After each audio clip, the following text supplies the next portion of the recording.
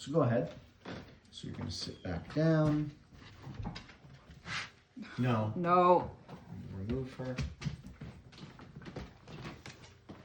This next one, maybe you'll remove her further away, like towards the washing machine.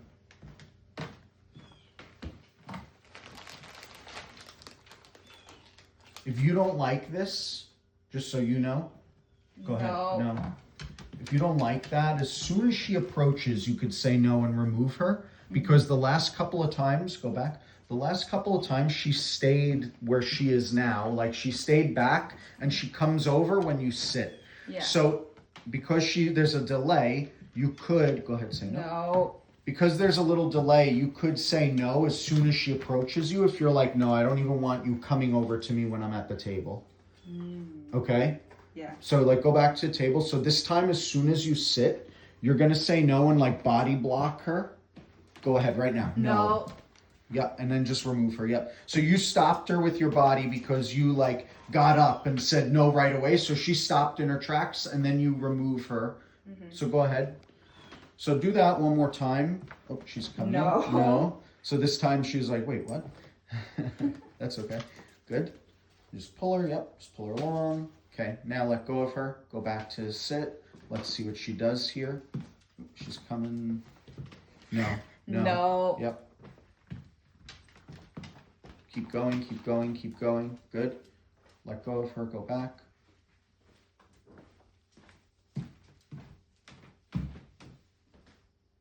So now let's just wait a second. If she moves towards you, you're sitting. Go ahead now. No. Good. No. So basically what we're teaching her is I don't want you doing this one behavior.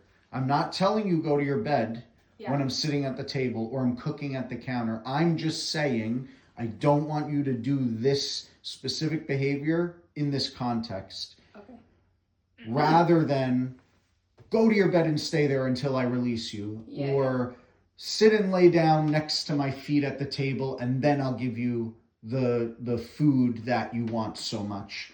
Instead, all you're doing is teaching her what not to do. Do not do this behavior. Go back and sit. Do not do this behavior in this context. Right. Okay.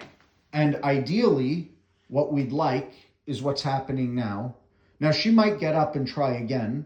This is running for like about 3 minutes. And, you know, within that 3-minute period, we took little short breaks where I was like chatting and just explaining stuff. So that's really not a lot of time. So now if you don't like her coming over, no. Good. Wait, stop there. Stop. Just go back and sit. Let's just see if she's going to continue to follow through. If she comes over, then you say no. Because as soon as you said no and got up, she stopped herself, which is what the end goal should be. If I say this, you stop what you're doing. I shouldn't have to tell you that word and then physically remove you at a certain point. You should understand, the dog, you should understand not to do this behavior anymore because I just said the verbal word. And you know, when I say that, I'm going to give you the consequence of removal. Okay, so at a certain point, she should, now, like, okay, she understood, she's staying there, but tomorrow or later in the day, she might decide, okay, I'm going to do it again. Yeah. And then you have to decide what to do. And you can tell she's a little confused. She's like, can I go here? Can I go here? Right? Like she's trying to figure it out. It's going to happen because we're teaching her what not to do. Yeah. Right? So, oh, let's see what she does here. She's going to come over and bug you from that side. It's your choice. No. Good. So you would pull her out. Yep. So she found a little workaround. Good. Let go of her. Go back and sit.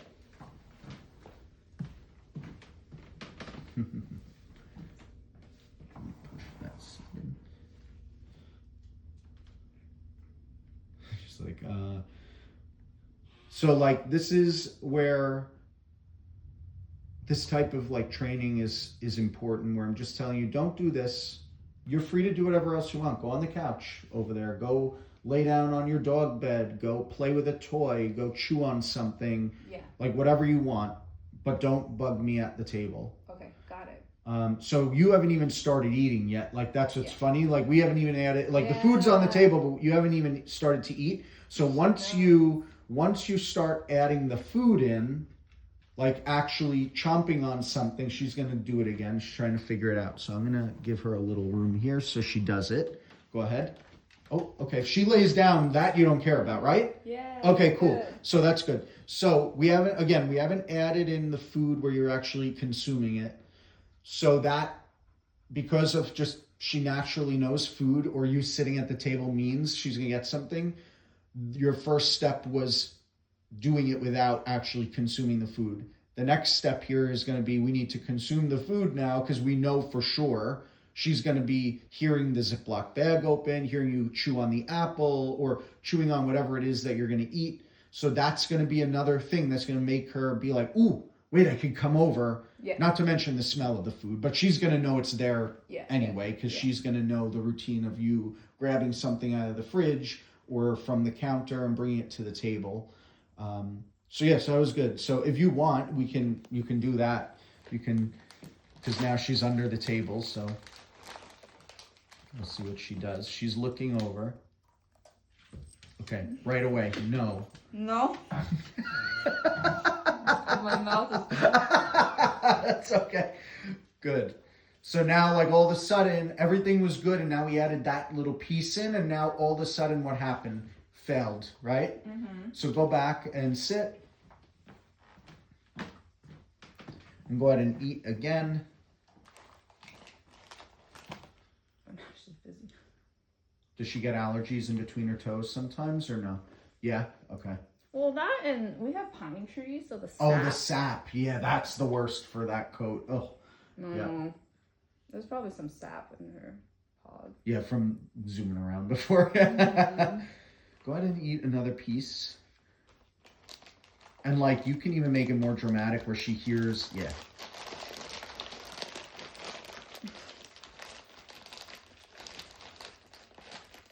Okay, this is fine. She knows, I mean, as soon as you removed her, she stopped. She was like, all right, I'm going to lay down here. Yeah. Okay. No, this is good. So you're going to have to do this and then your husband too, because she might understand the concept with you, but not with him. Okay. And then also, as a separate thing regarding your husband and even the family, Yeah. you or him, depending on if there are people here, the two of you can remove her, because I don't want guests removing her, obviously. I don't want your parents being the ones like, no, don't do that. I want you to be the one kind of managing that. Mm-hmm. So you would go over, no, and remove her from your parents. Okay. You could do that with your husband too, but your husband should also be doing the same process where he's the one removing her when she's bugging him as well. Okay. Because we want him to understand what to do and how to work through all of this stuff Okay. without you here Okay. as well. She's more interested in her foot all of a sudden. But that goes to show you, like, in a way for her, all right, I guess I just got to, Yeah, that's true. deal with this because food's involved. So normally she would continue coming over and bugging you. Yeah. So if you want, go over to the cabinet or the fridge or somewhere and grab something else.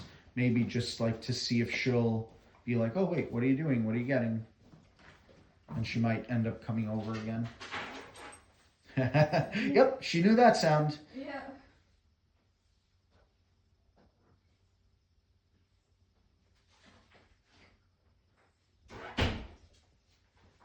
And then bring it over. And then again, your decision on when you want to stop her. If you, like this, she's already begging? No. Yeah, perfect. Because she was already kind of like, oh, what do you got there for me, Yeah. Yep, so come back. So again, you might have to remind her a few times. Good. No. No. Yep, good. Good, come back.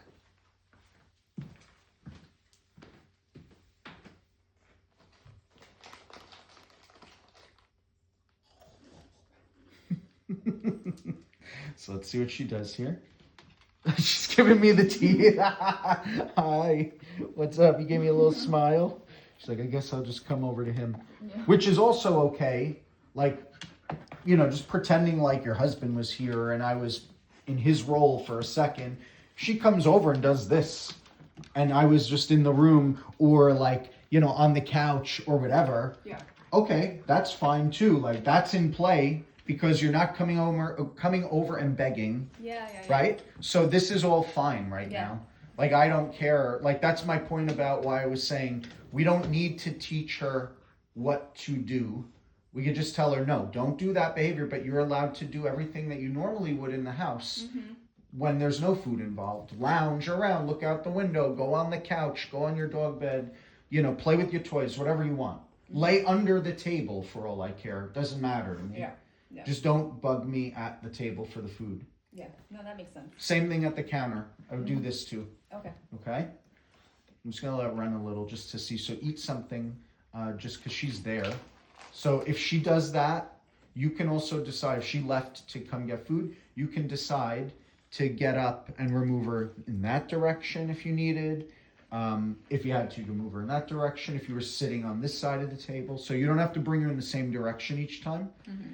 And then next steps, because now you've added the food, so it's a little more difficult. Next steps would be, all right, I've done this, maybe a bunch of reps over the course of a few days. Now I'm going to just start saying no without removing her and just see what happens. Like, I'll say no. If she continues to come all the way to me, I'm then going to repeat and remove her.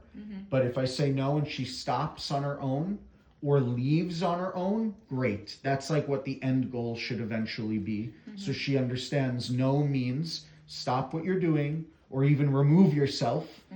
And that's it, without me having to physically remove her from the situation. Yeah. Okay? Okay. Eat one more piece and like fumble around with that bag a little.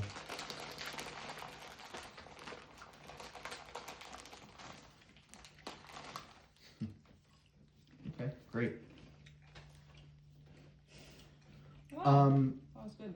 So I was just saying, sometimes like these behaviors, like maybe excessive licking of or chewing on their body, could be a little bit of a stress response or frustration type of response because they're a little bit frustrated or confused and get stressed out through that confusion almost because you're teaching them what not to do. Yeah.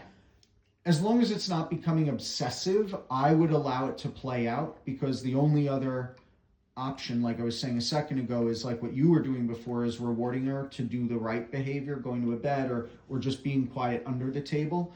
But what that caused was her to become very hyper fixated and aroused, where she was just like sitting on the edge of her seat, constantly probably looking at you, even getting frustrated and annoyed when food wasn't being given to her, and then she started nudging you more. So it's like, which is the lesser of two evils? So I would allow her, like if she got a little stressed or frustrated because I removed her, like I'll let you figure that out, and over time it might help her learn to become more resilient and tolerant, rather than anything else. So that's why we're not using food in this, and that's why allowing her to just kind of understand, no, you cannot do this specific thing, but you're allowed to do whatever else is important. Okay?